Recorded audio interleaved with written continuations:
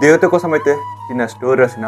స్టోరీలో ఏం జరిగిందనేది పూర్తిగా అయితే వినండి, మీకే అర్థమవుతుంది.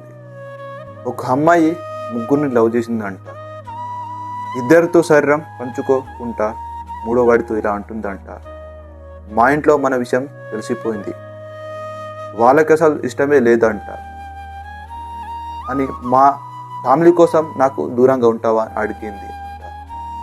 అప్పుడు ఆ అబ్బాయి ఇలా అన్నాడట, ఇద్దరితో శరీరం పంచుకున్నప్పుడు మీ అమ్మగారికి ఇష్టమేనా అని అడిగిండట. అప్పుడు ఆ అమ్మాయి వీడిని చెంప మీద ఒకటి కొట్టిందంట.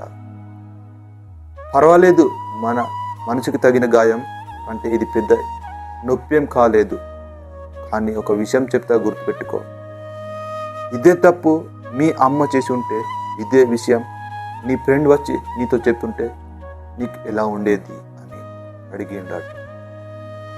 ఆ అమ్మాయి కండలోకి నీళ్ళు వస్తూ ఉన్నాయట. తనకు తెలియకుండా అబ్బాయి అన్నాడట, ఇలాగా మీ అమ్మ ఎందుకు పోస్తున్నానో తెలుసా, నిన్ను కూడా మా అమ్మలా చూసుకున్నా కాబట్టి.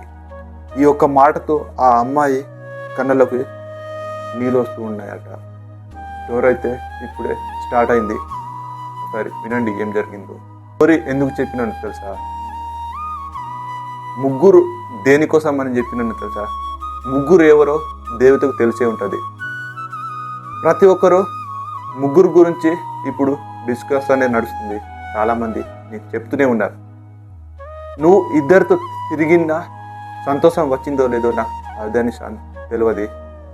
నేను అన్ని తెలిసినా నిన్ను ఎందుకు ఇంతలా ఇష్టపడుతున్నాను తెలుసా, ఆ దేవునికే తెలుసు.